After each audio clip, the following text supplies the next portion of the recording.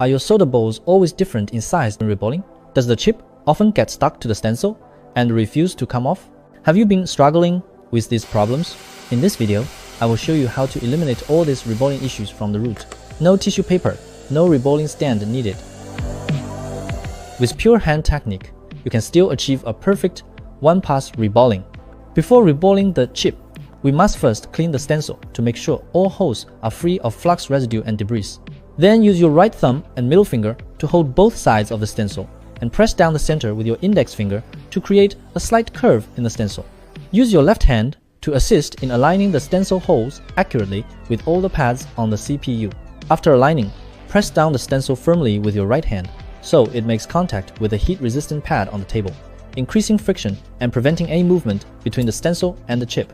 While pressing the stencil down, gently lift the rear end of the stencil with your right index finger.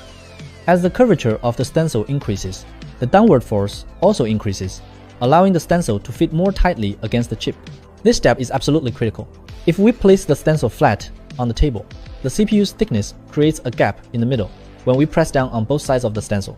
This gap causes the stencil to bounce up and down during spreading, and the more times you scrape, the more solder paste will flood into the center. After heating, the excess paste squeezes out through the stencil holes, forming solder balls of inconsistent sizes. When the solder balls become larger than the stencil holes, the chip gets stuck to the stencil and cannot be removed.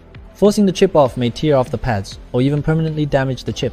If we bend the rear half of the stencil upward, it creates a downward force that stabilizes the stencil during reballing, and the front section of the stencil will remain parallel to the CPU and tightly fitted.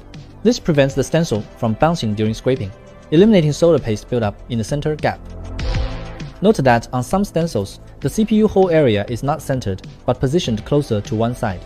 Therefore, before reballing, we must confirm that the chip and the stencil are aligned in the correct orientation. The rear end of the stencil must have enough space to allow easy bending during operation. If the area is too narrow, bending becomes difficult and can even cause severe deformation of the stencil. After ensuring the stencil is tightly fitted to the CPU, place your left middle finger and index finger on the front and rear ends of the stencil. The pressure applied should not be too strong.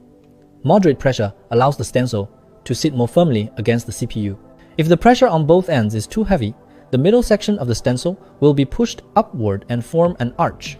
When bending the stencil, make sure the rear section stays tightly fitted against the CPU. If it is not firmly attached, a gap will appear at the rear during reballing, causing the solder balls on that side to become larger. Here we are using Rapid Fix 183 degrees Celsius solder paste.